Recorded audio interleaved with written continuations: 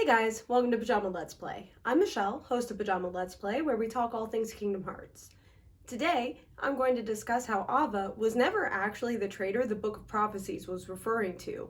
But before we get into that, make sure to like, share, subscribe, and ring the bell. You can also follow me on Twitch, check out my Patreon. All of those things are in the description box down below.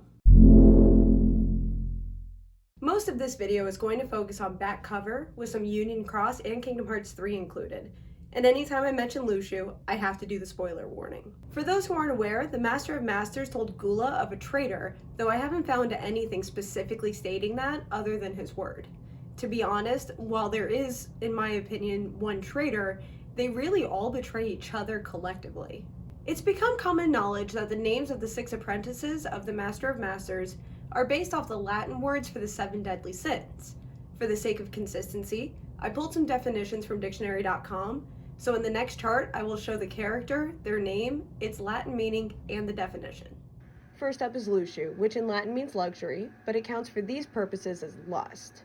The definition we are using for lust for this video is a passionate or overmastering desire or craving.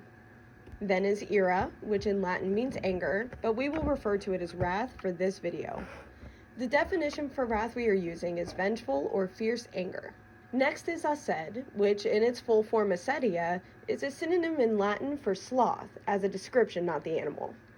The definition we will use for this video is habitual disinclination to activity or effort. Next is envy, which in Latin means envy. The definition we are using is covetousness towards another's advantages, successes, etc. Next is gula, which in Latin means gluttony. The definition we're using is a remarkably great desire or capacity for something. The last official name is ava, which is short for avaritia, meaning greed. The definition we're using is excessive or predatory desire, which only leaves us with the Master of Masters. We can assume his name is a version of superbia, meaning pride, in Latin. The definition for pride we will use in this video is high opinion of one's own dignity, importance, etc. The problem is those names fit neither their role nor their core personality. Let's start where Chirithy does, with Luxu, again meaning lust. His role is to take the gazing eye and the black box, leave everyone else, and observe from afar. A very sloth-like role, and not so much a role of lusting for something. Next is ira, meaning wrath, who is tasked with leading the others. That's definitely a role associated with pride, and not a great one for someone of wrath, don't you think? Then is ased, meaning sloth. He's tasked with, well, mutiny against ira. If someone were really sloth-like, they would have no desire to follow through with that. That's more of a greed role in my book. Next up is envy, meaning envy. She is assigned to observe everyone and report it all to ira, as well as mediate and whatever else is necessary to maintain the balance. If done the proper way, that would be a great role for someone of wrath, but not so much an envious person. Then we get to gula, meaning gluttony.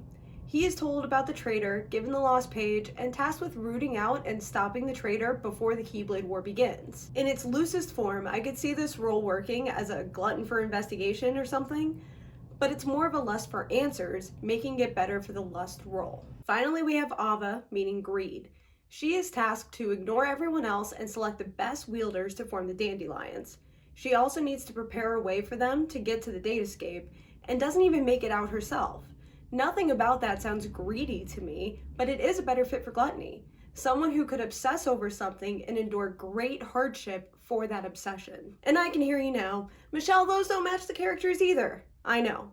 Which brings me to the real traitor, the one who assigned the roles, the Master of Masters, just as everyone said years ago. First, let's see exactly what the lost page says.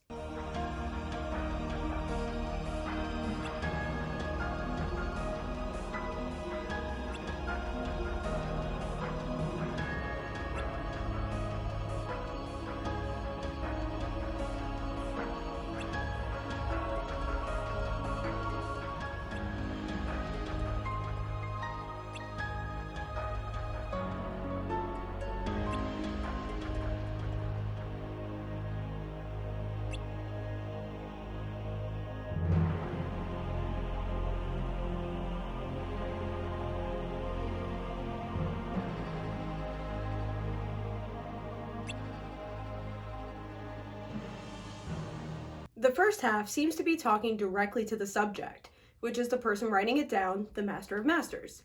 If you read it in that context, it absolutely describes everything we've seen of him. Disappointed by fate, which tends to lead to accepting fate and preparing for what comes next. Lose sight of true strength. Well, he gave up when he could have stayed to fight and be part of the rebuilding process. But he didn't, so yeah. Venture forth in secrecy is pretty self-explanatory. Then an unknown amount of missing stuff, and it finishes with describing the scene between Ava and Luciu. The truth is, it doesn't matter who struck whom first. I'm not even convinced that fight was before the fight with Envy and Aced we saw earlier in back cover. The clashing was inevitable because of the roles the Master of Masters assigned. They brought chaos, not only because they were working individually and competitively, but also because those events revealed their true core sin, and none of those matched the roles or the names. Keep in mind, as with all people, they display all of the 7 sins, and some more so than others. This next bit is simply the sin I feel best embodies the character. Let's take a better look at these characters to show you what I mean. We'll go in order. First up is Luciu. I think his core sin is gluttony, specifically for the reasons I mentioned earlier with Ava. This coming scene is the spoiler mentioned earlier with Luciu, so heads up there. This is the epilogue for Kingdom Hearts 3. Is that you, Luciu? You look different. Haven't heard that name in a long while.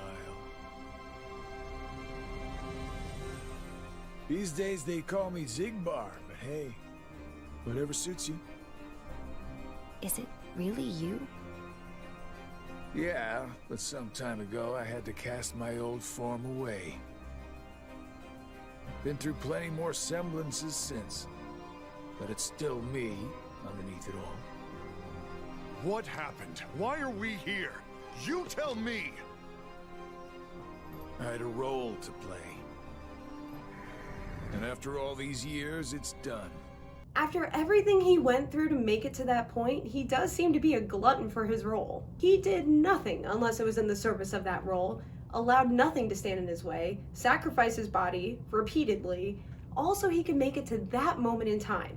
It's an understandable obsession, but an obsession nonetheless, and his capacity for sacrifice and endurance was infinite in service of that role. Ira, I believe, is a great example of non-sexual lust, specifically his lust for answers and truth.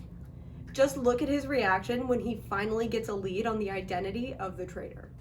What I do know is that I'll never forgive him for hiding the fact that he knew someone would betray us.